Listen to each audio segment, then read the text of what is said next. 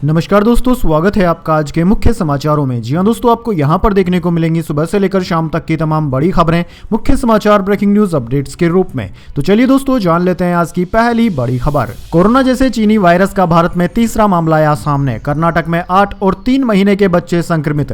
राजस्थान से गुजरात आया 2 महीने का बच्चा भी मिला पॉजिटिव। जी हां दोस्तों, चीन में फैले कोरोना जैसे वायरस HMPV का भारत में तीसरा केस मिला है। अहमदाबाद में सोमवार को 2 महीने के बच्चे में ह्यूमन मेटान्यूमोरो वायरस HMPV का संक्रमण मिला है। यह बच्चा राजस्थान का है और इलाज के लिए अहमदाबाद पहुंचा है। इससे पहले सोमवार सुबह कर्नाटक में 3 महीने की बच्ची और 8 महीने के बच्चे में यह वायरस मिला था। दोनों बच्चों की जांच बेंगलुरु के एक अस्पताल में की गई थी। दोस्तों, आपकी जानकारी के लिए बता दें, इस बीमारी के लक्षण भी कोरोना जैसे ही हैं। छोटे बच्चों पर इसका ज्यादा असर हो रहा है। HMP वायरस से संक्रमित होने पर मरीजों में सर्दी और कोविड-19 जैसे लक्षण दिखाई देते हैं। इसका सबसे ज्यादा असर छोटे बच्चों पर देखा जा रहा है। इनमें मुख्य रूप से 2 साल से कम उम्र के बच्चे ज्यादा प्रभावित हो रहे हैं।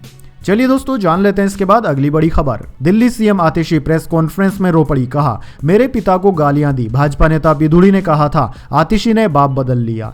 जी हां दोस्तों, दिल्ली की मुख्यमंत्री आतिशी सोमवार को रो पड़ी। आतिशी ने प्रेस कॉन्फ्रेंस कर कहा कि भाजपा नेता रमेश बिधूड़ी मेरे 80 साल के पिता को गाली दे रहे हैं। क्या आप चुनाव के लिए इतनी गंदी राजनीति करेंगे? मैंने कभी नहीं सोचा था कि इस देश की राजनीति इतनी गिर सकती है। आतिशी ने कहा कि मैं रमेश बिधूड़ी से कहना चाहती हूं कि मेरे पिता पूरी जिंदगी शिक्षक रहे हैं। उन्होंने हजारों गरीब बच्चों को पढ़ाया है। अब उनकी उम्र 80 साल हो चुकी है और वे इतनी गंभीर स्थिति में हैं कि बिना सहारे चल भी नहीं सकते। रमेश बिधूड़ी अब ऐसी स्थिति में पहुंच गए हैं कि एक बुजुर्ग व्यक्ति को गालियां देकर वोट मांग रहे हैं।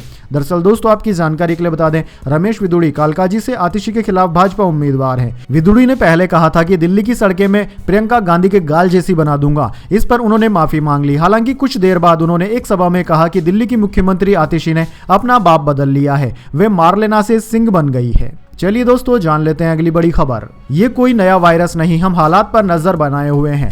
HMPV वायरस पर बोले स्वास्थ्य मंत्री JP नड्डा। जी हां दोस्तों, केंद्रीय स्वास्थ्य मंत्री JP नड्डा ने HMPV वायरस को लेकर कहा है कि घबराने की कोई बात नहीं है और हम इसकी मॉनिटरिंग कर रहे हैं। उन्होंने बताया कि ये कोई नया वायरस नहीं है, बल्कि इसकी पहचान सबसे पहले 2001 में कर ली गई थी। उन्होंने कहा कि हम तैयार हैं और सभी जरूरी कदम उठाए जा रहे हैं। चीन में पाए गए इस वायरस की पहचान भारत में भी की गई है, जहां कर्नाटक, कोलकाता और गुजरात में इससे संक्रमित मरीज पाए गए हैं। चलिए दोस्तों, जान लेते हैं अगली खबर। इंडिया गेट का नाम भारत माता द्वार करने की मांग। बीजेपी अल्पसंख्यक मोर्चा के अध्यक्ष ने मोदी को चिट्ठी लिखी। कहा, यह शहीदों को श्रद्धांजलि होगी।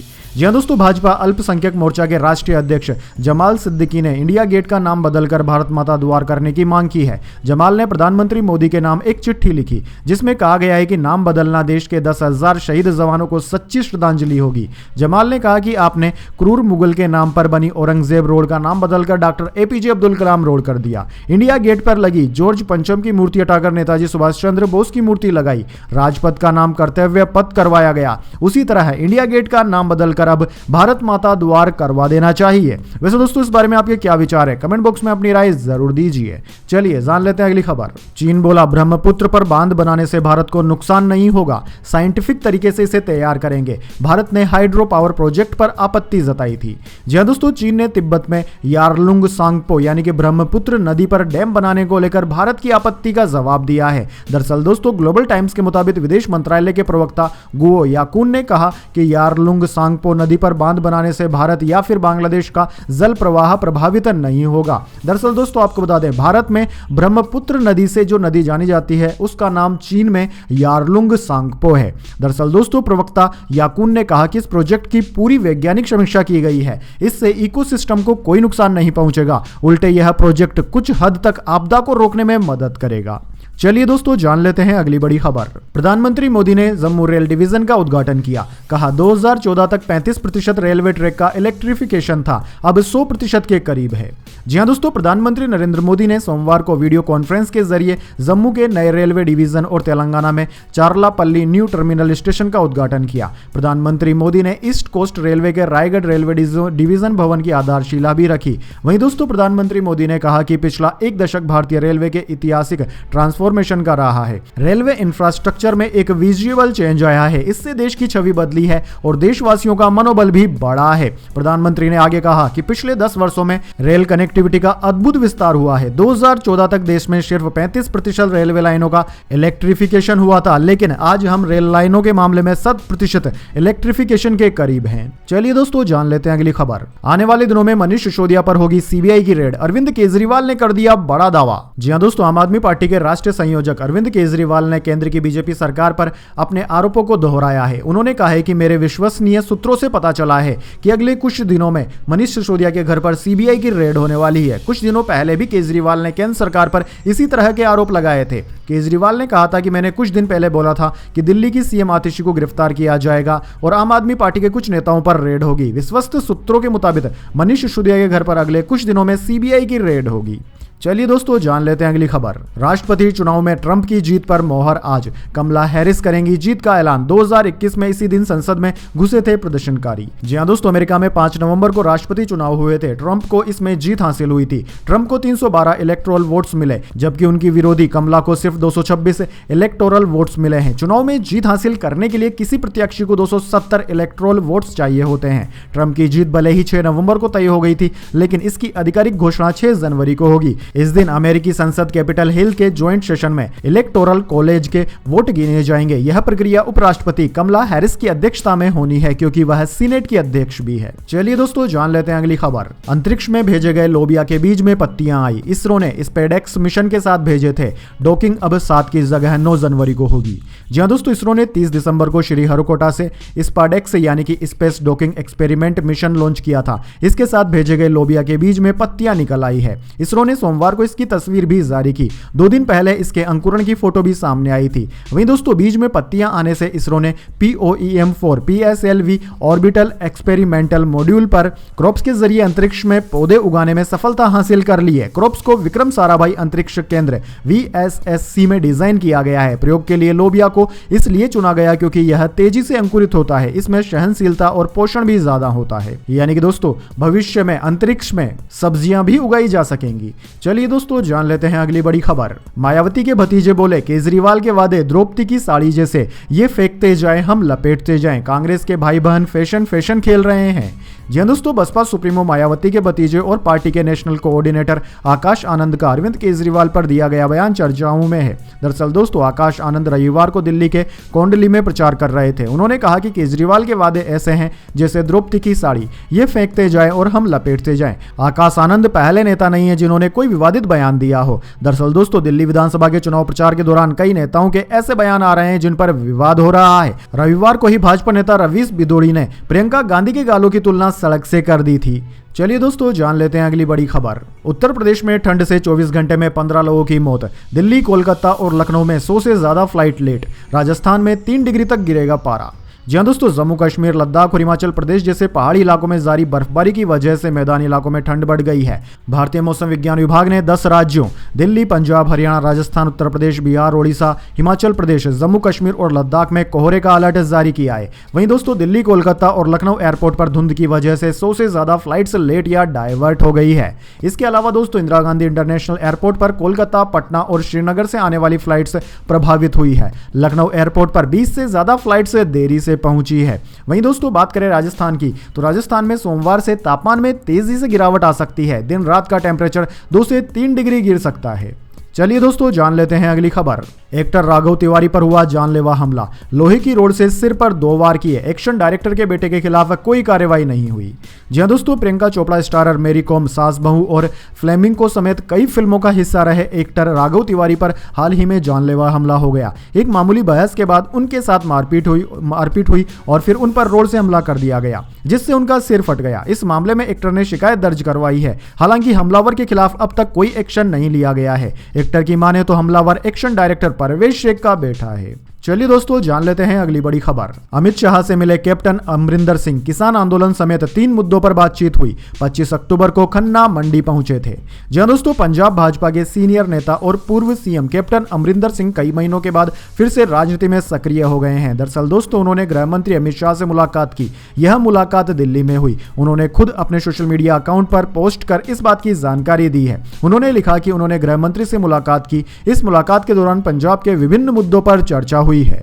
इससे पहले दोस्तों कैप्टन अमरिंदर सिंह करीब 2 महीने 6 दिन पहले यानी कि 25 अक्टूबर को अचानक खन्ना अनाज मंडी पहुंचे थे। जब किसानों को धान खरीद में दिक्कतें आ रही थी तब केंद्र की भाजपा सरकार की आलोचना हो रही थी। इसके बाद भाजपा नेता सभी मंडियों में पहुंचे थे। चलिए दोस्तों जान लेते हैं अगली बड़ी खबर। दिसंबर में घरेलू वेज थाली की कीमत 6% बढ़ी। आलू और टमाटर के दाम बढ़ने का असर। नॉनवेज थाली सालाना आधार पर 12% महंगी हुई।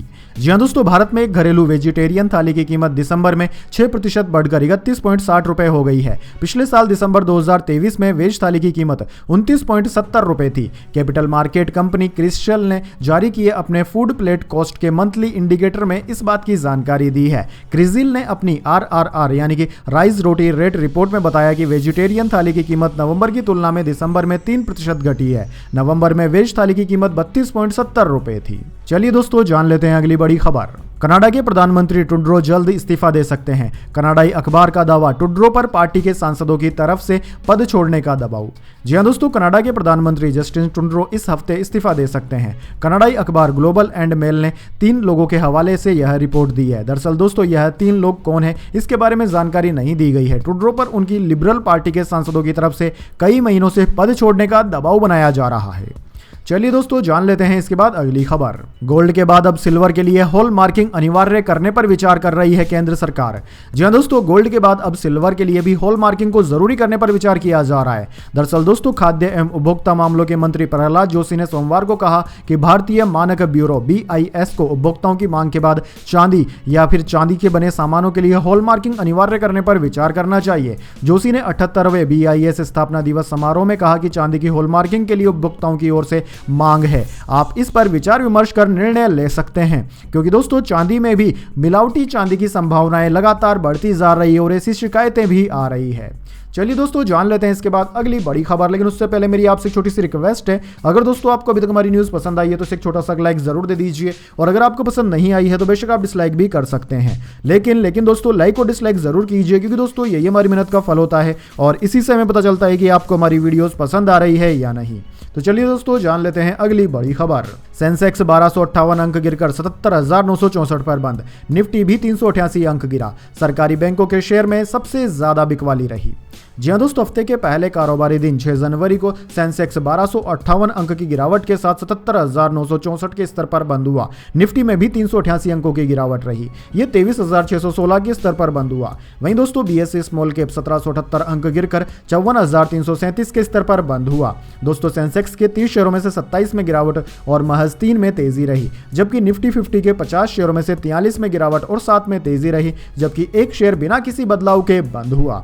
बात करें दोस्तों निफ्टी 50 के टॉप गेनर और टॉप लूजर स्टॉक्स की, तो दोस्तों आज के मार्केट में निफ्टी 50 के टॉप गेनर्स में अपोलो हॉस्पिटल, टाटा कंज्यूमर और टाइटन रहे, जबकि टॉप लूजर्स में टाटा स्टील, ट्रेंड और BPCL रहे। चलिए दोस्तों जान लेते हैं अगली खबर। सोना 343 रुपए सस्ता हुआ, 77,161 पर प्रति 10 ग्राम पर पहुंचा। चांदी की कीमत 1,031 रुपए की बढ़ोतरी के बाद 89,152 रुपए प्रति किलोग्राम पर पहुंच गई। जी हां दोस्तों, सोमवार को एक और जहां सोने की कीमतों में गिरावट देखने को मिली, तो दूसरी ओर चांदी की कीमत बढ़ गई है। दरअसल दोस्तों Indian Boolean and jewellers association की वेबसाइट के अनुसार 10 ग्राम 24 कैरेट सोना 343 रुपए घटकर 77,161 रुपए प्रति 10 ग्राम पर आ गया, जबकि 1 किलो चांदी की कीमत 1,031 रुपए बढ़कर 89,152 रुपए प्रति किलोग्राम पर पहुंच गई है।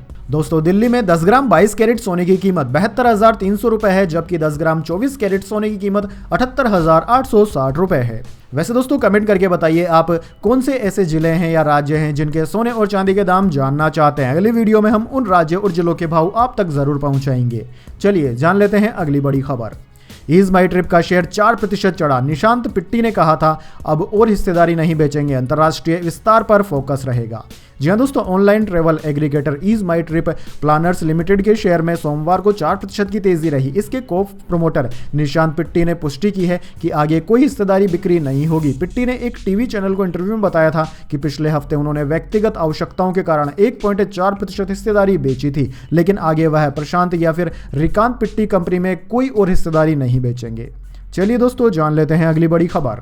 यूपी के 46 जिलों में बर्फीली हवा, 15 की मौत। गोंडा में अजगर धूप सेकता दिखा। कल 40 जिलों में कोल्ड वेव का अलर्ट। जी हाँ दोस्तों, यूपी में कड़ाके की ठंड पड़ रही है। सोमवार को 33 जिलों में कोहरा छाया रहा। लखनऊ, वाराणसी समेत 6 शहरों में विजिबिलिटी 0 तक पहुंच गई। ठंड से 24 घंटे में 15 लोगों की मौत हो चुकी है। ठंड का असर वन्य जीवों पर भी पड़ा है। गोंडा में एक अजगर को पेड़ के ऊपर धूप सेकते हुए देखा गया। वहीं दोस्तों आपको बता दें, कोहरे की वजह से 13 घंटे लेट हुई हमसफर एक्सप्रेस में सफर कर रही एक बच्ची की मौत हो गई। ट्रेन ऐशबाग स्टेशन पर सुबह 9:30 बजे पहुंची। यहां जब रेलवे डॉक्टर ने चेक किया तब मौत का पता चला। चलिए दोस्तों, जान लेते हैं अगली बड़ी खबर। योगी आदित्यनाथ बोले, पहले पुलिस भागती थी, अब अपराधी हांफते हांफते मर रहा है। दरअसल दोस्तों, मुख्यमंत्री योगी आदित्यनाथ सोमवार को होटल ताज में आयोजित एक कार्यक्रम में शामिल हुए। इस दौरान उन्होंने कहा कि 2017 से पहले पुलिस भागती थी, अपराधी दौड़ता था। आज अपराधी हांफते हांफते मर रहा है। पुलिस अपराधी और उनके आकाओं को सही जगह पहुंचा रही है। यह नया उत्तर प्रदेश है। उन्होंने कहा कि इस साल के अंत तक जब गंगा एक्सप्रेस वे बन जाएगा तो देश का 55% एक्सप्रेस वे यूपी के पास होगा। 2017 से पहले कोई सुरक्षित नहीं था। युवाओं के भविष्य से खिलवाड़ होता था। उनके पास नौकरी व रोजगार नहीं था। यूपी की पहचान दंगाग्रस्त व अराजक प्रदेश की थी। आज उत्तर प्रदेश सुरक्षित है। तंत्र वही है, बस सरकार का चेहरा बदल गया है। वैसे दोस्तों, रोजगार के बारे में आपके क्या विचार है? कमेंट बॉक्स में जरूर दीजिए। क्या रोजगार सभी युवाओं को मिला है या नहीं? चलिए दोस्तों, जान लेते हैं अगली खबर। पिछले 30 सालों में सबसे ज्यादा देखी जाने वाली तीसरी फिल्म बनी पुष्पा 2। जी हाँ दोस्तों, सुकुमार के निर्देशन में बनी पुष्पा 2 द रूल ने रिलीज के बाद से ही बॉक्स ऑफिस पर धमाल मचा दिया। 5 दिसंबर को दुनिया भर के थिएटर्स में रिलीज हुई पुष्पा 2 ने हर दिन नए रिकॉर्ड बनाए। दोस्तों आपको बता दें, पुष्पा 2 ने बॉक्स ऑफिस पर आज एक नया रिकॉर्ड भी बना लिया है। फिल्म के रिलीज के 33 दिन हो चुके हैं और फिल्म की कमाई से जुड़े आज के यानी कि 33वें दिन के आंकड़े भी सामने आ चुके हैं। दरअसल दोस्तों, फिल्म पुष्पा 2 ने रिलीज के बाद 33वें दिन 1,39,00,000 रुपए की कमाई की है। यानी कि दोस्तों, फिल्म ने अभी भी करोड़ों में कमाई करने का सिलसिला जारी रखा है। टोटल कमाई की बात करें तो फिल्म की टोटल कमाई 1207.59 करोड़ रुपए पहुंच गई है। वहीं दोस्तों, फिल्म पिछले 30 सालों में सबसे ज्यादा देखी जाने वाली तीसरी फिल्म भी बन गई है। चलिए दोस्तों, जान लेते हैं अगली खबर। महाकुंभ की वेबसाइट पर 183 देशों के 33 लाख यूजर्स। भारत के साथ अमेरिका, ब्रिटेन, कनाडा और जर्मनी से सबसे ज्यादा हो रहा लॉगिन। जी दोस्तों, महाकुंभ 2025 के दिव्य, भव्य और डिजिटल रूप की विदेशों में भी चर्चा है। विदेशी लोगों की भी जिज्ञासा बढ़ती जा रही है। अपनी जिज्ञासा को शांत करने के लिए लोग इंटरनेट पर विभिन्न वेबसाइट्स और पोर्टल के जरिए महाकुंभ के बारे में जानकारी हासिल कर रहे हैं। दोस्तों, इस जिज्ञासा का सबसे बड़ा समाधान उन्हें महाकुंभ की आधिकारिक वेबसाइट www.kumbh.gov.in पर आकर मिल रहा है। वेबसाइट के आंकड़ों के अनुसार 4 जनवरी तक 183 देशों के 33 लाख से ज्यादा लोगों ने वेबसाइट पर आकर महाकुंभ के विषय में जानकारी हासिल की है। इन देशों में यूरोप, अमेरिका, अफ्रीका समेत सभी कॉन्टिनेंट्स के लोग शामिल हैं। चलिए दोस्तों, जान लेते हैं अगली खबर। अमेरिका में 10 साल के सबसे बर्फीले तूफान का खतरा। 7 राज्यों ने इमरजेंसी घोषित कर दी। 6 करोड़ लोगों का जीवन हुआ प्रभावित। जी हां दोस्तों, अमेरिका में रविवार को भीषण बर्फीले तूफान की वजह से कई राज्यों में हाई अलर्ट घोषित किया गया। आशंका जताई जा रही है कि यह देश में पिछले 10 साल का सबसे खतरनाक बर्फीला तूफान हो सकता है। हालात को देखते हुए अमेरिका के 7 राज्य Kentucky, Virginia, West Virginia, Kansas, Arkansas, Missouri और न्यू जर्सी के कुछ इलाकों में इमरजेंसी लगा दी गई है। चलिए दोस्तों, जान लेते हैं इसके बाद अगली बड़ी खबर। सुप्रीम कोर्ट ने अमेजन, फ्लिपकार्ट से जुड़े मामले हाई कोर्ट भेजे। सभी केस एक जैसे, इसलिए सुनवाई एक जगह। सेलेक्टेड सेलर्स को फायदा पहुंचाने का आरोप। दरअसल दोस्तों, सुप्रीम कोर्ट ने ई कॉमर्स प्लेटफॉर्म अमेजन और फ्लिपकार्ट पर देश की अलग अलग कोर्ट में चल रहे मार्केट कंपटीशन के नियमों के उल्लंघन से जुड़े मामलों को कर्नाटक हाईकोर्ट में ट्रांसफर कर दिया है। मामले की सुनवाई जस्टिस अभय ओका और जस्टिस उज्जवल भुयान की बेंच ने की। कोर्ट ने कहा कि सभी याचिकाओं में शामिल सब्जेक्ट मैटर वही है जिस पर कर्नाटक हाईकोर्ट की बेंच सुनवाई कर रही है। Competition commission of India (CCI) ने पिछले साल 3 दिसंबर को इसके लिए सुप्रीम कोर्ट में याचिका लगाई थी। उधर दोस्तों, सुप्रीम कोर्ट में याचिका लगाते हुए CCI ने कहा था कि कंपनियां हाईकोर्ट की जांच रोकने के उद्देश्य से अलग अलग कोर्ट में चुनौतियां पेश कर रही है। CCI ने कोर्ट से सैमसंग, वीवो, अमेजन और फ्लिपकार्ट के खिलाफ वेंडर्स की 23 शिकायतों पर सुनवाई करने का अनुरोध किया था। चलिए दोस्तों, जान लेते हैं इसके बाद अगली बड़ी खबर। गुजरात में HMPV वायरस का पहला मामला आ गया सामने। अहमदाबाद में 2 महीने का बच्चा पॉजिटिव, 15 दिनों से प्राइवेट हॉस्पिटल में एडमिट है। जी हां दोस्तों, चीन में फैले कोरोना जैसे वायरस के मामले अब भारत में भी सामने आने लगे हैं। कर्नाटक के बाद अब गुजरात के अहमदाबाद में 2 महीने के बच्चे में HMPV वायरस मिला है। बच्चे का एक प्राइवेट हॉस्पिटल में इलाज चल रहा है। दोस्तों आपको बता दें, इससे पहले कर्नाटक में 3 और 8 महीने के 2 बच्चे भी इस वायरस से संक्रमित पाए गए थे। चलिए दोस्तों, जान लेते हैं अगली खबर। कंगना रनौत की फिल्म इमरजेंसी का नया ट्रेलर आ गया। भिंडर वाला सिखों के गोलियां चलाने वाला सीन हटाए। रिलीज की नई डेट तय। जी हाँ दोस्तों, बॉलीवुड एक्टर एवं हिमाचल के मंडी से बीजेपी सांसद कंगना रनावत की पूर्व प्रधानमंत्री इंदिरा गांधी पर बनाई गई फिल्म इमरजेंसी का नया ट्रेलर जारी हो गया। कंगना ने सोशल मीडिया पर ट्रेलर को शेयर किया। इसमें से जर्नैल सिंह भिंडरवाला और सिखों को खालिस्तानी और दूसरे गलत तरीकों से पेश करने वाले सारे सीन हटा लिए गए हैं। 14 अगस्त को जारी ट्रेलर में सिखों को गोलियां चलाते हुए दिखाया गया था। सिखों का आरोप था कि इसमें उन्हें आतंकी दिखाने की कोशिश की गई है। इन्हीं सीन पर फरीदकोट से निर्दलीय सांसद सरबजीत सिंह के अलावा सिखों की सर्वोच्च संस्था श्रोमणी गुरुद्वारा प्रबंधन कमेटी SGPC ने ऐतराज जताया था। सेंसर बोर्ड की तरफ से हरी झंडी मिलने के बाद 17 जनवरी को फिल्म रिलीज होगी। इससे पहले यह फिल्म 6 सितंबर 2024 को रिलीज होने वाली थी। चलिए दोस्तों, जान लेते हैं अगली बड़ी खबर। प्रशांत किशोर को मिली बिना शर्त के जमानत, जेल से आए बाहर। जी हाँ दोस्तों, BPSC की प्रारंभिक परीक्षा को रद्द किए जाने की मांग को लेकर आमरण अनशन पर बैठे जनसुराज के संस्थापक प्रशांत किशोर को अब कोर्ट ने बिना किसी शर्त के जमानत दे दी है, जिसके बाद वो जेल से अभी बाहर आ गए हैं। दरअसल दोस्तों, आपकी जानकारी के लिए बता दें, इससे पहले भी कोर्ट ने प्रशांत किशोर को बेल बोर्ड में कुछ शर्तों के साथ जमानत दी थी, लेकिन उन्होंने उन शर्तों को मानने से इनकार कर दिया था और जेल जाने का रास्ता चुना था। प्रशांत किशोर की तरफ से कोर्ट में मुख्य सीनियर वकील YB गिरी केस लड़ रहे हैं। उन्होंने बताया था कि प्रशांत किशोर को शर्तों पर जमानत दी जा रही थी कि वो अब कोई धरना प्रदर्शन नहीं करेंगे, जिससे मानने से उन्होंने इनकार कर दिया, जिसके बाद प्रशांत किशोर को न्यायिक हिरासत में भेज दिया गया था। वहीं दोस्तों, प्रशांत किशोर को पहले इस शर्त पर जमानत दी गई थी कि वह भविष्य में किसी तरह का कोई धरना प्रदर्शन या सरकार के खिलाफ कोई प्रोटेस्ट नहीं करेंगे या विधि व्यवस्था की समस्या पैदा नहीं करेंगे। प्रशांत किशोर जमानत की इन शर्तों को मानने के लिए तैयार नहीं हुए थे। इसके बाद उन्होंने जेल जाने का रास्ता चुनते हुए कहा था कि रुकना नहीं है, अगर रुकेंगे तो इनका मान बढ़ जाएगा, इसलिए बेल भी नहीं लेंगे और अनशन भी नहीं तोड़ेंगे। प्रशासन को जो करना है करने दीजिए। ये लोग सोच रहे थे कि उठाकर यहां लाएंगे, बेल दिला देंगे और बात खत्म हो जाएगी। दरअसल दोस्तों, आपको बता दें, सोमवार तड़के 4 बजे पुलिस टीम उन्हें गांधी मैदान से उड़ाकर एम्बुलेंस से एम्स ले गई थी। इसी बीच पटना पुलिस ने धरना स्थल को खाली करा लिया। पुलिस ने जिस वक्त यह कार्रवाई की, उस समय PK अपने समर्थकों के साथ धरना स्थल पर सो रहे थे। तो दोस्तों, यह थी आज की तमाम बड़ी खबरें। इसके बाद दोस्तों, बारी आती है आज के माइंड क्यूज क्वेश्चन की। जी हाँ दोस्तों, एक आसान से सवाल का जवाब देकर आप जीत सकते हैं एक सरप्राइज गिफ्ट हमारे YouTube चैनल की ओर से। तो दोस्तों, आज का सवाल आपकी स्क्रीन पर आ चुका है। टाटा ग्रुप ऑफ इंडस्ट्रीज के संस्थापक का नाम क्या है? जी हाँ दोस्तों, अगर आप जानते हैं टाटा कंपनी की स्थापना किन्होंने की थी, उनके संस्थापक कौन थे, उनका नाम क्या है, तो जल्दी से उनका नाम कमेंट बॉक्स में लिख दीजिए। अगर दोस्तों आपका जवाब होता है एकदम सही और आप चुन जाते हैं लकी विजेता के रूप में, तो आपको मिल सकता है एक सरप्राइज गिफ्ट हमारे YouTube चैनल की ओर से। तो दोस्तों, जल्दी से अपना उत्तर कमेंट बॉक्स में लिख दीजिए, वीडियो को लाइक कर लीजिए और चैनल को सब्सक्राइब करके बेल आइकन भी दबा लीजिए। धन्यवाद। वंदे मातरम। जय हिंद, जय भारत।